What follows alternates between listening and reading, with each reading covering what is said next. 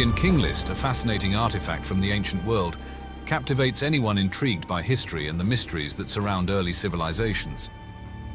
This ancient manuscript, penned in the Sumerian language, is not just a mere list of rulers and their reigns. It's a window into how the early Mesopotamians viewed their world, blending the lines between the realms of history and mythology. It meticulously details the reigns of the kings of Sumer, with some reigns astonishingly stretching into the thousands of years, suggesting a time when gods were believed to walk the earth. This document is not singular, but exists in several versions, discovered across various Mesopotamian sites like Luxor, Nippur, and Ur. Despite the differences in detail and completeness, these versions share a unified structure, hinting at a common origin or tradition.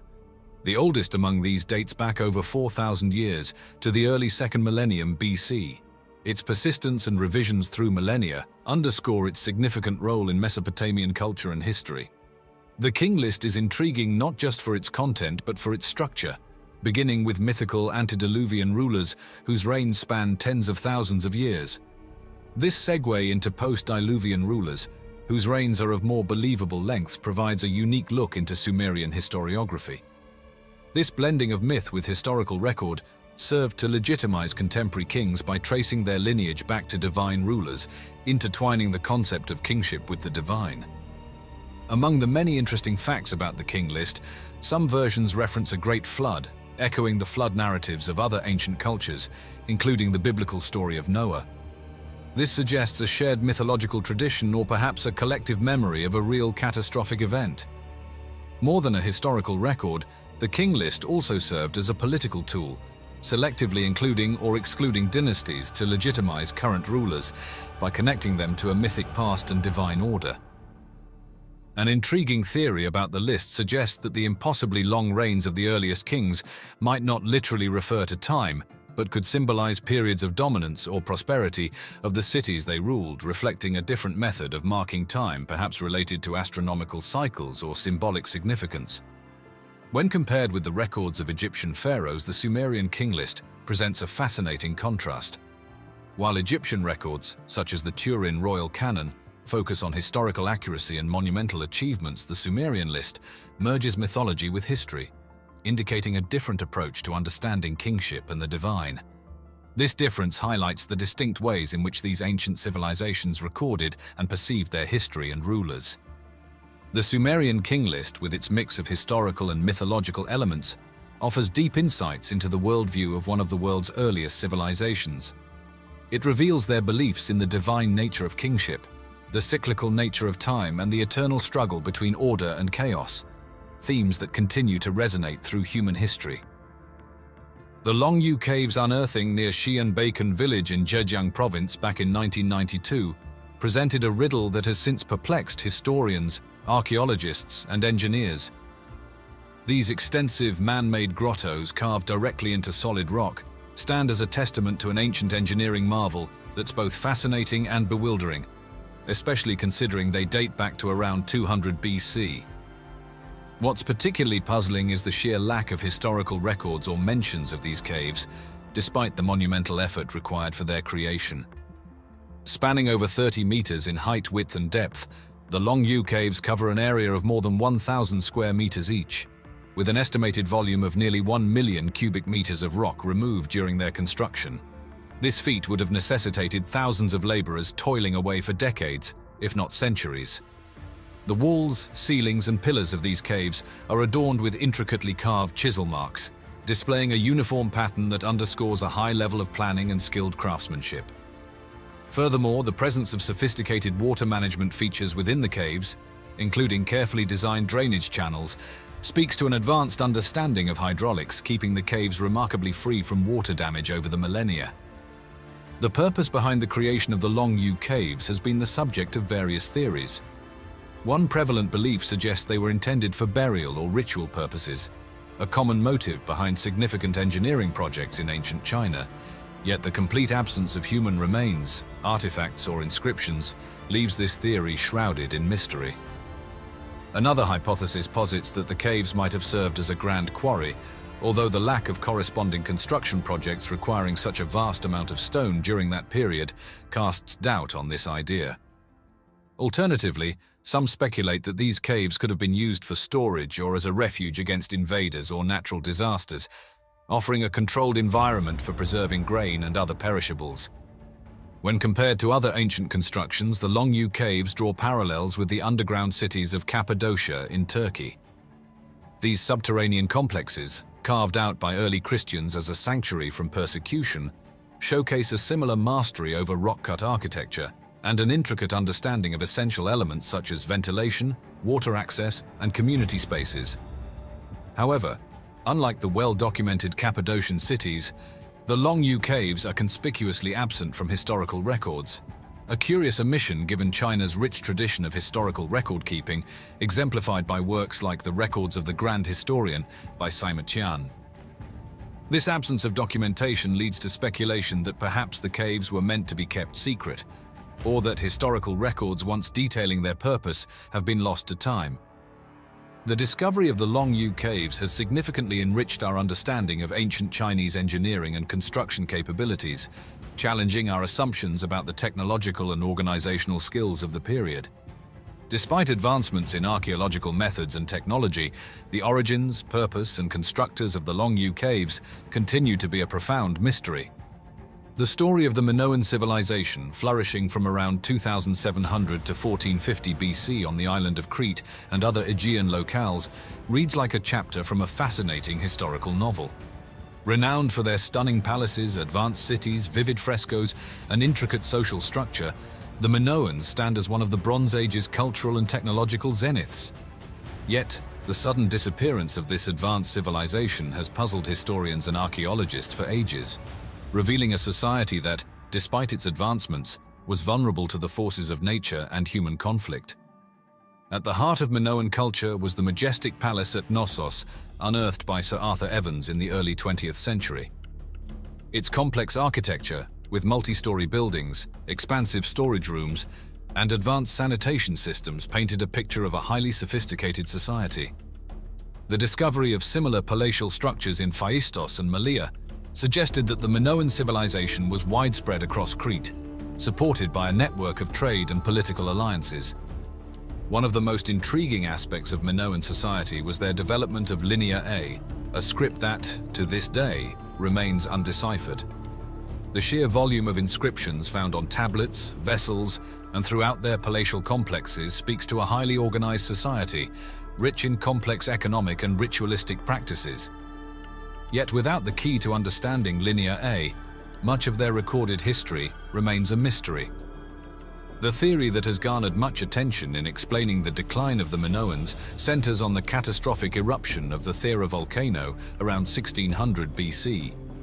This event, one of the largest volcanic eruptions in human history, is believed to have triggered significant climate disturbances, tsunamis, and ash fallout, which would have had a devastating impact on Minoan cities, agriculture, and their famed maritime activities. The evidence of ash layers in Crete and the damage to Minoan sites lends weight to this theory, though its exact impact on their decline is still a matter of debate. But it wasn't just volcanic eruptions that posed a threat to the Minoans. The region's susceptibility to earthquakes and climatic shifts, including prolonged droughts and changes in sea levels, could have compounded the challenges faced by this civilization, undermining the very foundations of their economy and power. Moreover, the emergence of the Mycenaean civilization on mainland Greece, with its adoption and adaptation of Minoan motifs and administrative practices, hints at a period of cultural assimilation and possibly military conquest, further contributing to the Minoans' decline. When we look at the disappearance of the Minoan civilization, it's hard not to draw parallels with the fate of the Indus Valley civilization, another advanced Bronze Age culture that mysteriously vanished. Both civilizations boasted remarkable achievements in urban planning, technology, and social organization, yet left behind scant evidence as to why they declined. Whether the result of natural disasters, climatic changes, or external invasions, the lack of definitive historical records for both civilizations leaves us with more questions than answers, continuing to fuel research and speculation.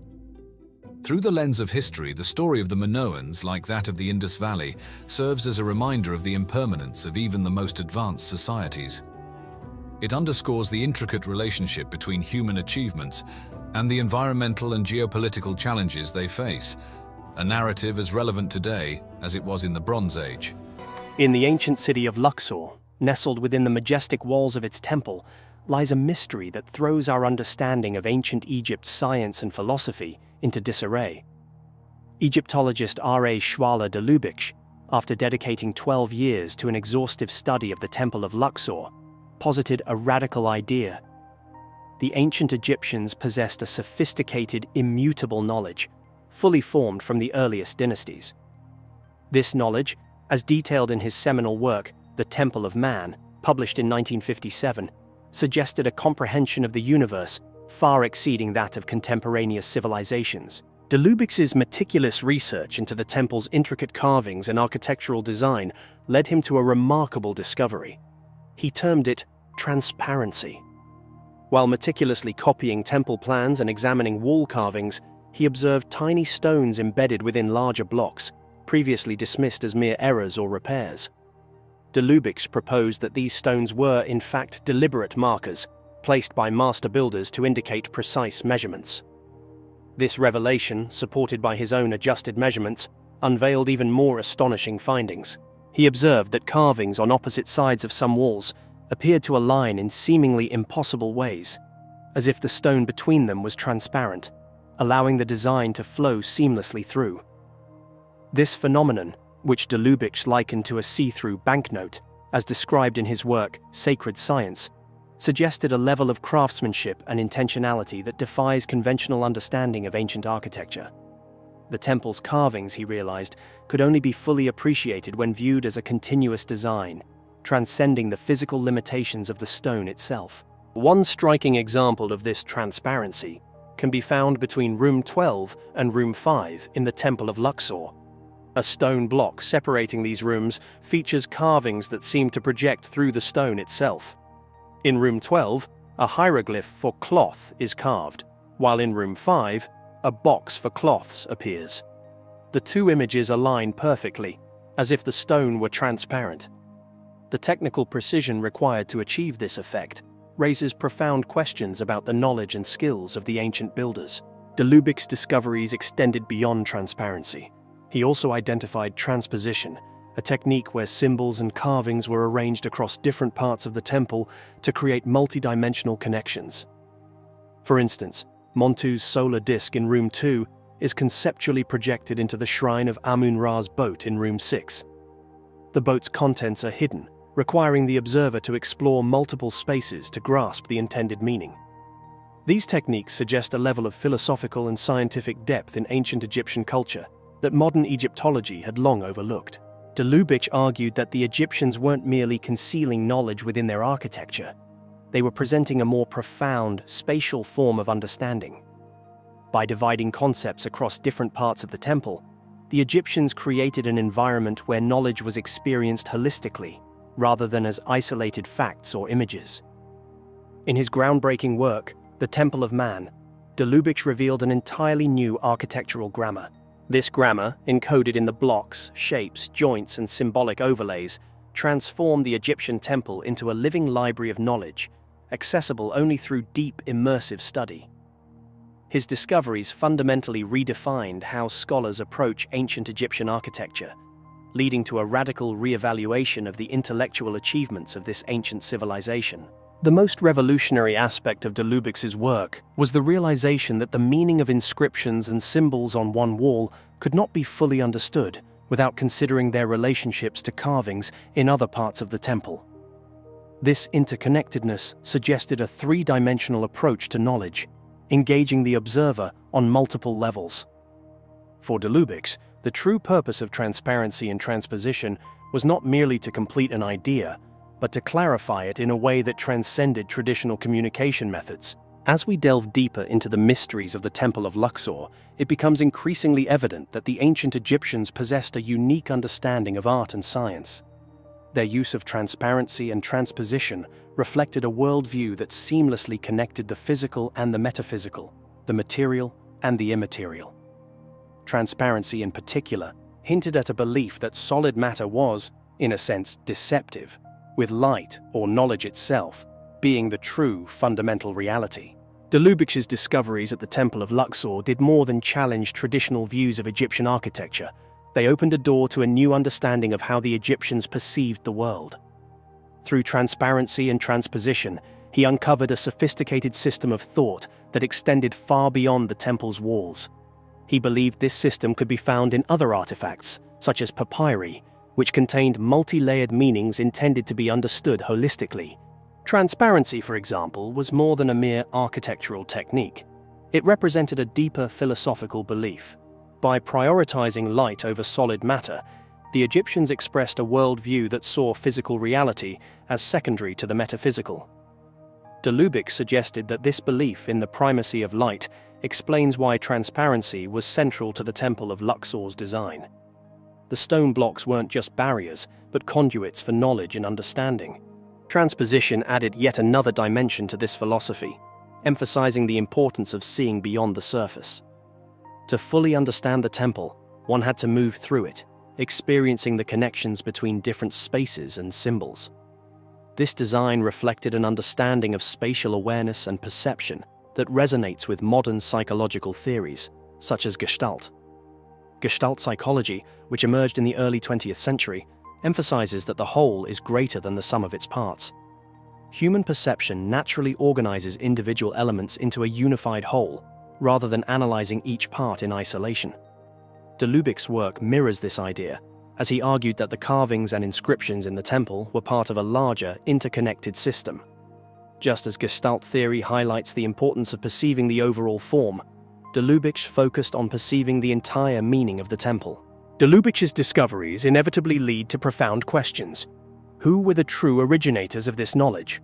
Were the Egyptians solely responsible for developing these advanced ideas, or were they inheritors of a wisdom passed down from an even older, perhaps lost civilization?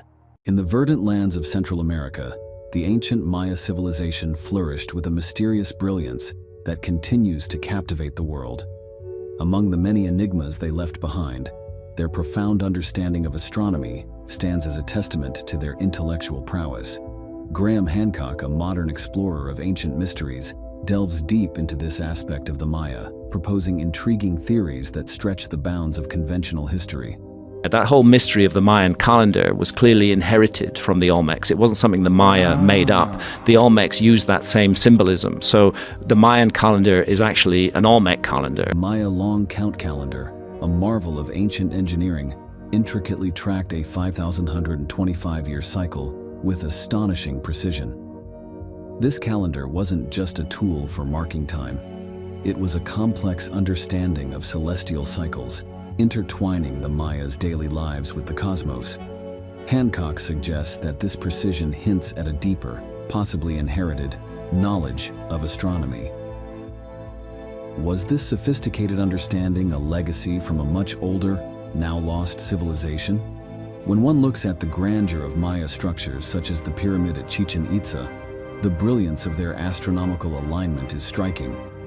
During the equinoxes, the play of light and shadow on this pyramid creates the illusion of a serpent slithering down its steps.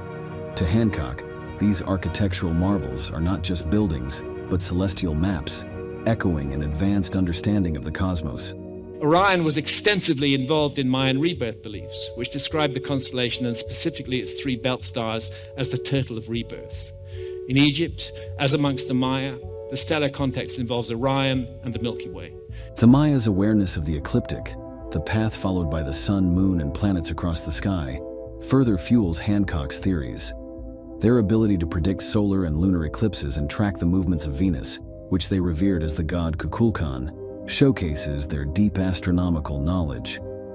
Did they learn this from an older civilization? Hancock wonders. A civilization lost in the depths of time. Hancock theorizes that the Maya might have been part of a vast network of ancient civilizations, sharing knowledge across seas and continents. This global maritime culture, as he envisages, could have been a conduit for transferring advanced astronomical and architectural knowledge to the Maya. The architectural designs of the Maya, seen in their pyramids, temples, and cities, reflect a level of technological and engineering skill that seems almost ahead of their time. Were these skills handed down from a previous, more advanced civilization? The mathematical systems of the Maya, including their use of zero, a concept rare in the ancient world, were integral to their astronomical calculations. Hancock proposes that this mathematical sophistication, too, might be a legacy from a forgotten civilization. We're not what it's all about at all. That there may have been an earlier civilization that reached a high level of advancement, perhaps different from ours, but nevertheless an advanced civilization, which was just taken out of the story completely by a global cataclysm. In a tale woven from the threads of ancient mysteries, Graham Hancock, a modern-day seeker of lost truths, presents a fascinating theory. He imagines a world where an advanced civilization, predating the ancient cultures known to history, once thrived. This civilization, possibly flourishing before the last ice age ended around 10,000 BCE, was a beacon of knowledge in fields like astronomy, architecture, and mathematics. Hancock's story tells of a society whose influence stretched far beyond its own time and space, touching various corners of the ancient world, including the enigmatic Maya civilization.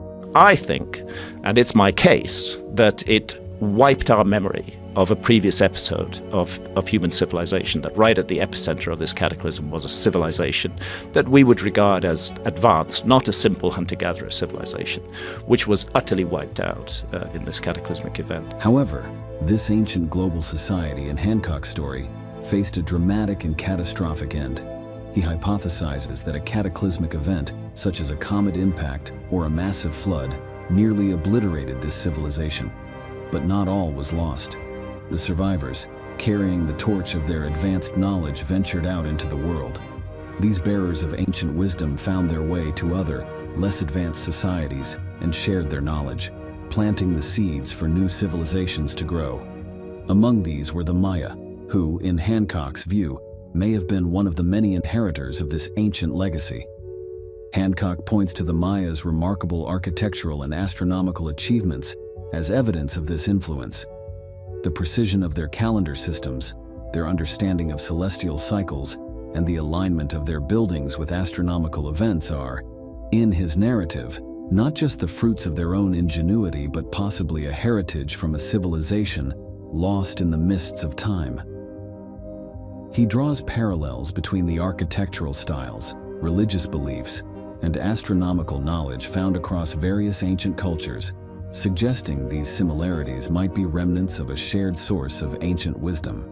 Because we now know that at that time, between 12,800 and 11,600 years ago, truly global cataclysmic events involving rapid rises in sea level did occur, and suddenly the worldwide tradition of a global flood stops being just a myth and starts being a memory. In a narrative that intertwines the mysteries of ancient seas with the Maya calendar, Graham Hancock, a storyteller of history's hidden chapters, brings to life his theories of a bygone era. He paints a picture of an ancient world, not fragmented by vast oceans, but connected through them. This world, according to Hancock, was home to a sophisticated global maritime culture. This culture, adept in the art of navigation and shipbuilding, embarked on extensive sea voyages, knitting together the far-flung civilizations of the ancient world. Hancock's tale is not just about the movement of ships, but also about the flow of ideas, technologies, and beliefs. He sees the similarities in architectural styles and construction techniques across different ancient cultures as whispers of a shared knowledge, possibly disseminated through this maritime network. In this story, ancient seafarers are the unsung heroes, ferrying not just goods but also the seeds of culture and religion across the world's watery expanse. He draws parallels with the Polynesian navigators, known for their remarkable oceanic voyages, suggesting that similar capabilities could have existed among these ancient maritime cultures. They're telling us that this lost civilization was submerged in a great flood around 11,600 years before our time. This is why I think we need to pay attention to the Atlantis story rather than just write it off as the ravings of the lunatic fringe. But Hancock's narrative takes an intriguing turn as he touches upon the mysterious Maya civilization and their long count calendar. This calendar, a sophisticated timekeeping system, tracks a cycle of approximately 5,125 years, culminating in a date that modern calendars align with December 21st, 2012. Hancock, weaving a tale from the threads of time, views this not as an apocalyptic end, but as a significant moment in Maya cosmology, a marker of major transition or transformation.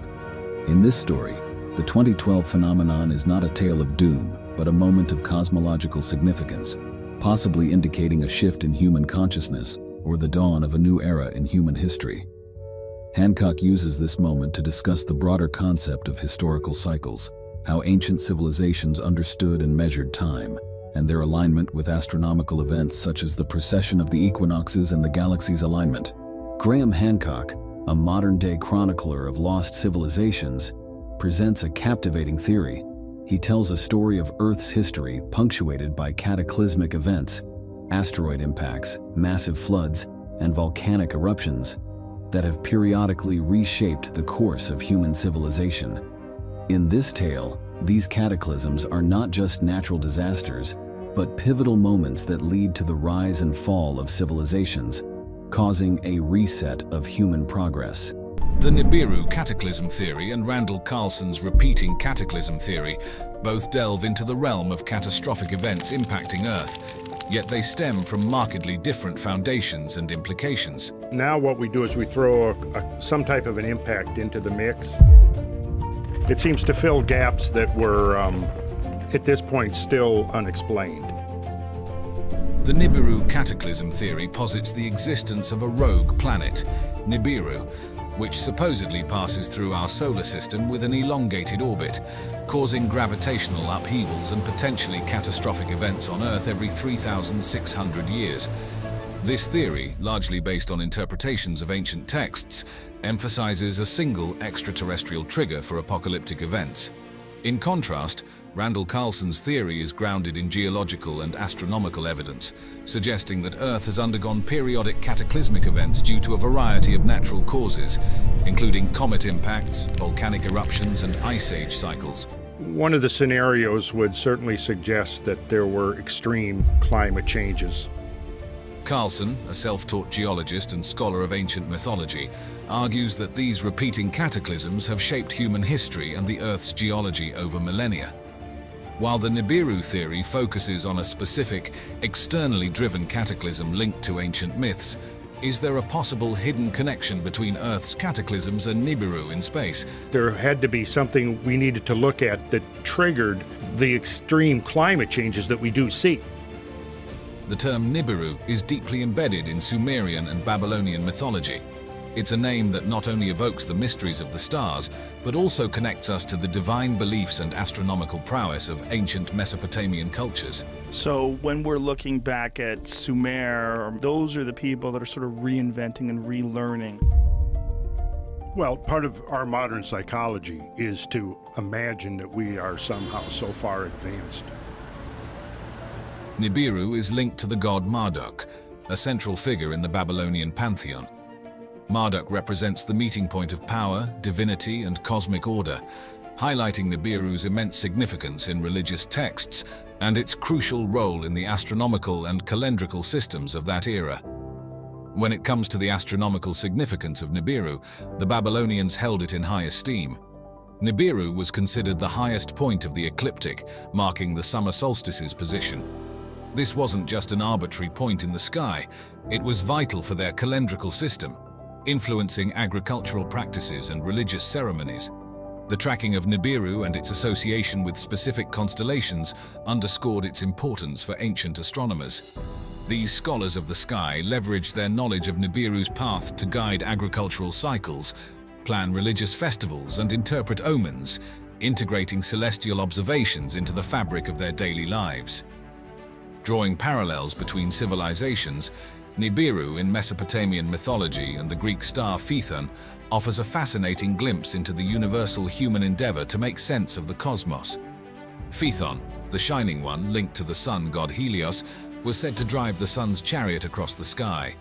This myth, much like the significance of Nibiru to the Mesopotamians, illustrates the critical role celestial bodies played in shaping the ancient world's understanding of time, space, Both Nibiru and Phaethon's stories reflect a deep-seated belief in the power of celestial entities to influence or even dictate the fundamental rhythms of earthly existence. Zecharia Sitchin's The 12th Planet, published in 1976, kicked off a series of books that weave together ancient mythology, astronomy, and the notion of extraterrestrial life into a narrative that's as fascinating as it is controversial.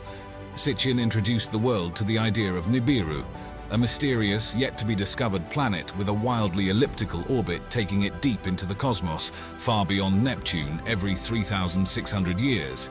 But where did such an out-of-this-world theory come from?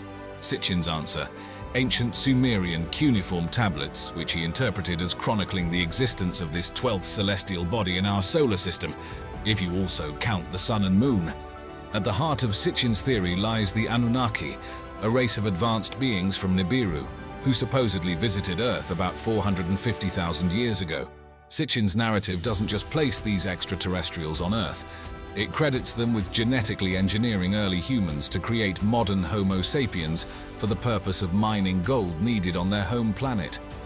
It's a tale that marries the genesis of human civilization with cosmic visitors, suggesting that the advanced astronomical knowledge of the Sumerians, including their awareness of Nibiru's orbit, was a gift from these otherworldly ancestors. Sitchin's proposal of Nibiru's 3,600-year orbit stems from his unique interpretation of the Sumerian numeral system and their concept of a great year. Despite the lack of concrete evidence from mainstream science to back up Nibiru's existence or its effect on our planet, the idea has captured the imagination of many. It's even sparked theories linking Nibiru to mass extinction events on Earth, with some suggesting that its gravitational pull might fling comets and asteroids towards Earth, triggering catastrophic events. What we certainly do see here is a clustering right around 13,000 years ago. That looks pretty evident to me. Sitchin's work draws an interesting parallel to the theories of Immanuel Velikovsky, especially those laid out in his 1950s book, Worlds in Collision. Like Sitchin, Velikovsky turned to ancient texts, interpreting them as accounts of catastrophic astronomical events that reshaped early human history and mythology. However, Velikovsky focused on collisions within our inner solar system, while Sitchin took the narrative further into space, introducing an extraterrestrial dimension with the Anunnaki and their distant unseen home planet, Nibiru.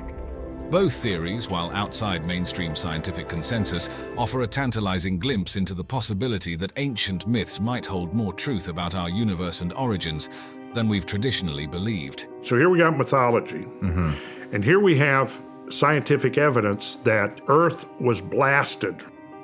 As the Mayan long count calendar ticked down to its final days in December 2012, the world was abuzz with talk of apocalyptic predictions. Central to the frenzy was the mysterious planet Nibiru, a rogue celestial body rumored to be on a collision course with Earth. This blend of ancient prophecy, modern-day conspiracy, and astronomical speculation had people everywhere wondering if we were on the brink of cataclysmic destruction. The idea was that Nibiru, invisible to astronomers yet somehow detected by those in the know, would either smash into Earth or come close enough to wreak havoc through its gravitational pull. NASA, stepping into the fray, did something quite unexpected for a scientific organization. It directly addressed these doomsday predictions. The space agency was clear. There was no evidence of Nibiru, nor any celestial threat looming on the horizon. If a planet were barreling towards us, it would have been spotted by countless eyes scanning the skies, both professional and amateur. NASA's extensive sky surveys, including those by the Wide Field Infrared Survey Explorer, had turned up nothing that could be the mythical Nibiru. Enter Randall Carlson, a self-taught geologist with a penchant for catastrophism. Carlson has delved deep into Earth's geological record, uncovering evidence of repeated cataclysmic events that have dramatically reshaped our planet. From rapid climate shifts to massive floods and comet impacts, his research paints a picture of Earth's tumultuous history and its impact on human civilization. This is where things get interesting. Could a hypothetical Nibiru fit into this pattern of cataclysms? Some might speculate that if Nibiru existed, its elongated orbit could coincide with these catastrophic periods, possibly acting as a gravitational catalyst for comet showers or other disruptive events. The broader scientific community, however, frames these cataclysms within the context of natural Earth processes and known astronomical phenomena. Events like asteroid impacts, supervolcanic eruptions, and ice age cycles are recognized as part of Earth's dynamic history, but are attributed to natural causes rather than the influence of an unseen planet. The dialogue between speculative theories like Nibiru and the scientific exploration of Earth's cataclysmic past, as undertaken by researchers like Carlson, underscores our fascination with cosmic disasters. It reflects a deep-seated curiosity about the forces that have shaped and continue to influence our planet. While one path ventures into the realm of myth and pseudoscience, the other seeks to unravel the mysteries of our world through the rigorous lens of geology and astronomy. Together, they highlight our ongoing quest to understand the cataclysmic events that mark Earth's history and the cosmic ballet that plays out above us. It wasn't just another hole in the ground. This shaft held secrets of ancient Egyptian civilization and their religious practices that were only beginning to be uncovered. It's fascinating to think that this place was just sitting there, known since the late 19th century but not getting much love from explorers. They were all dazzled by the pyramids and Sphinx. I don't know how they did it. All I know is they did it. I don't think anybody knows how they did it, how they lifted those stones, how they brought them up to that level. I think we're looking, again, at a lost technology. But as it turns out, the Osiris Shaft had its own tale to tell, one that required a bit of patience to fully appreciate. Enter the 1990s and things started to change. That's when Zahi Hawass, a name many of you might recognize, took the reins and decided it was time to give the Osiris Shaft the attention it deserved. Under his guidance, a thorough exploration began, peeling back the layers of its complex architecture. What they found was a marvel, a glimpse into the depth of Egyptian religious thought and engineering prowess. But getting to the heart of the Osiris Shaft wasn't a walk in the park. The team faced the massive challenge of pumping out water that had filled its lower levels, especially the third level that was partially underwater.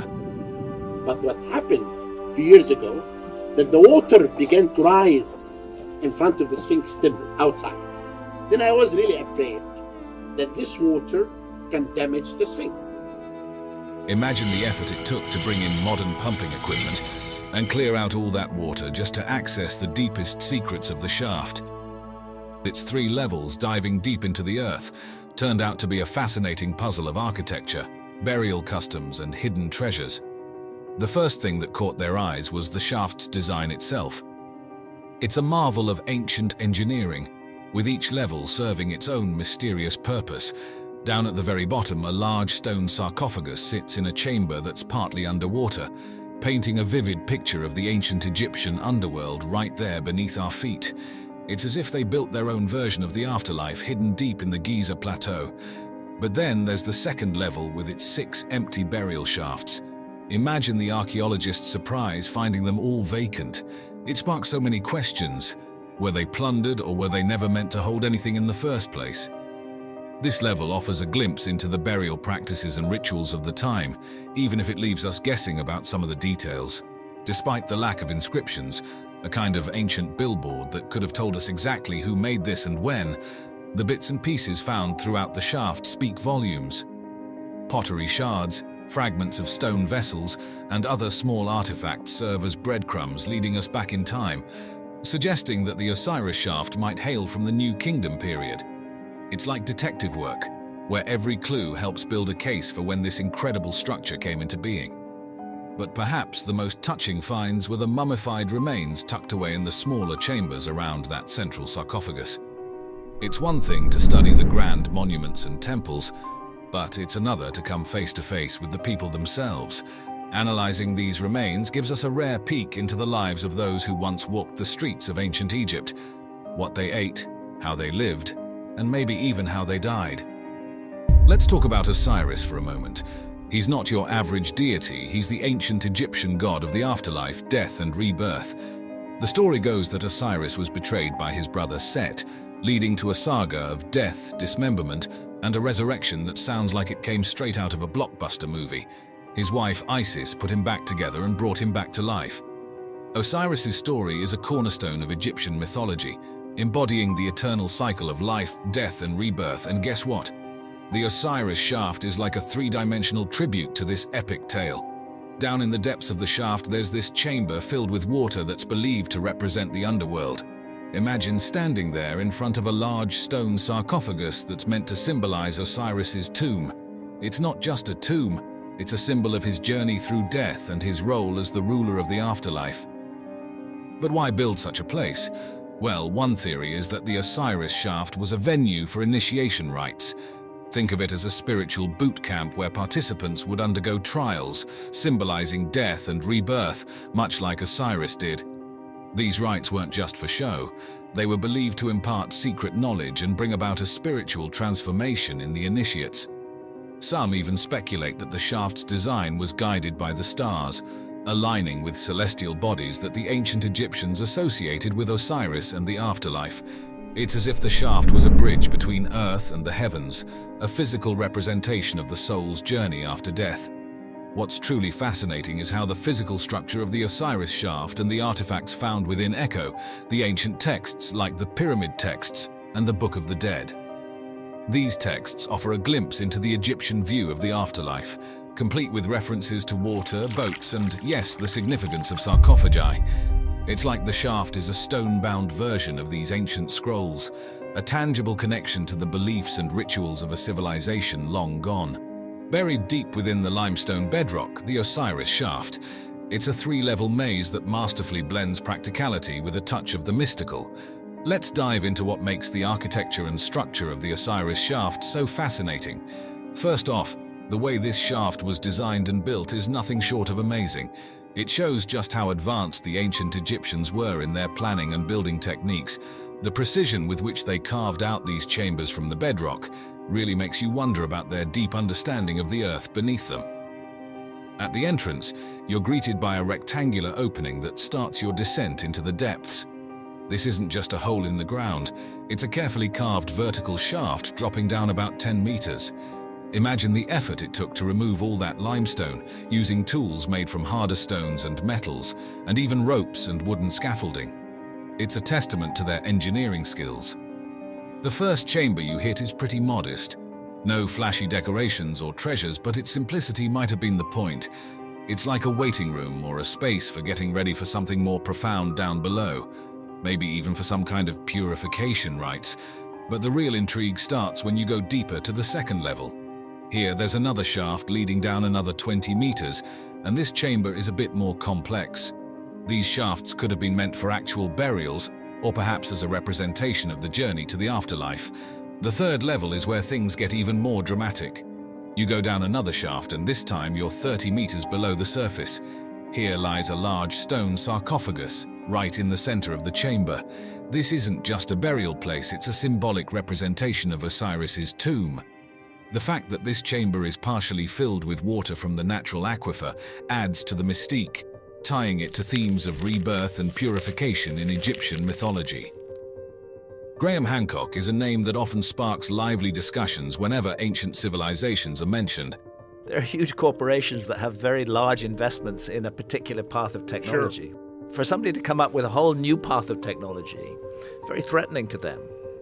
Known for his captivating books like Fingerprints of the Gods and Magicians of the Gods, Hancock is no stranger to controversy, especially with his theories that challenge the mainstream archaeological narrative.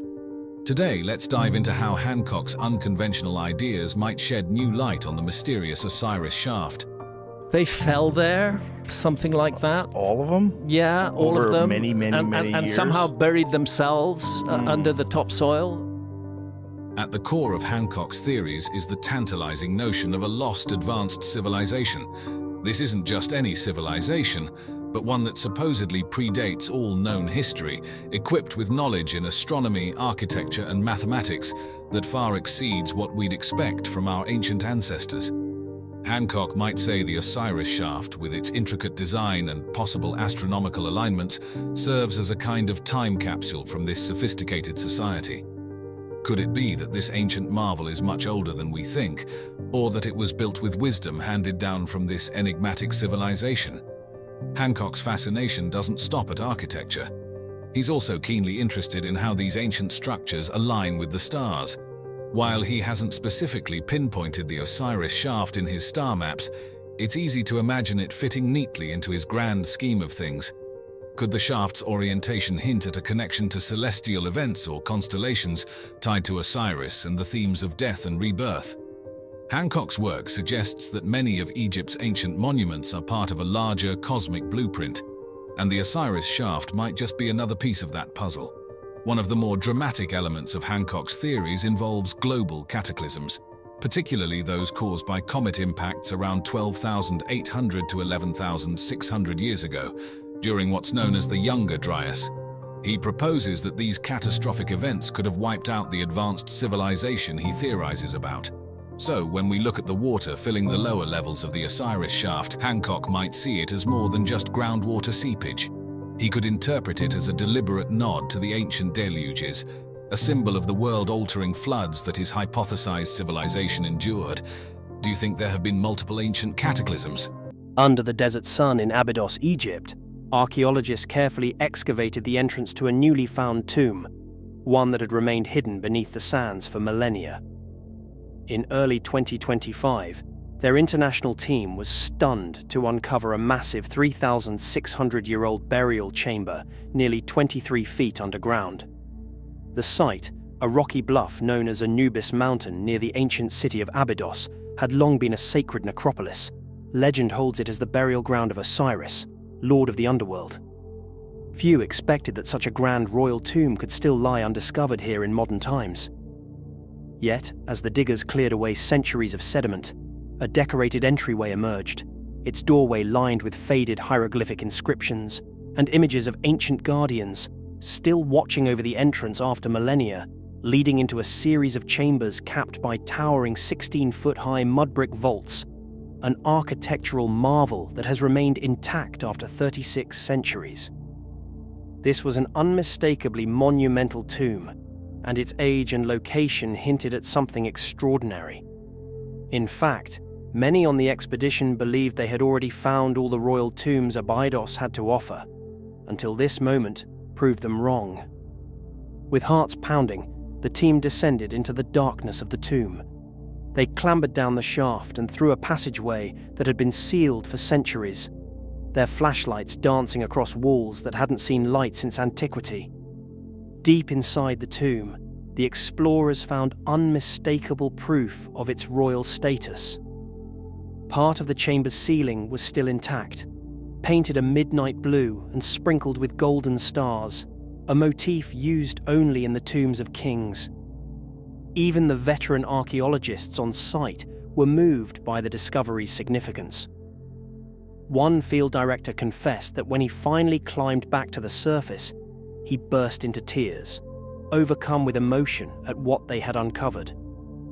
Dr. Josef Wegener, the lead archaeologist, noted that they came upon a royal tomb we had no idea existed, evidence of what he called a lost, forgotten dynasty hidden in the desert.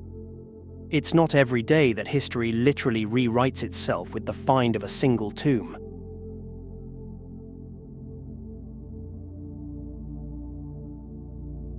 Yet for all its grandeur, the tomb itself held a haunting absence. Inside the burial chamber there was no mummy, no treasure, not even a name. The pharaoh's remains and funerary goods had vanished without a trace. The hieroglyphs that once proudly proclaimed his identity on the doorway were gouged out, leaving only blank stone where royal cartouches should have been. Archaeologists could only curse the likely culprits, grave robbers who plundered the tomb thousands of years ago.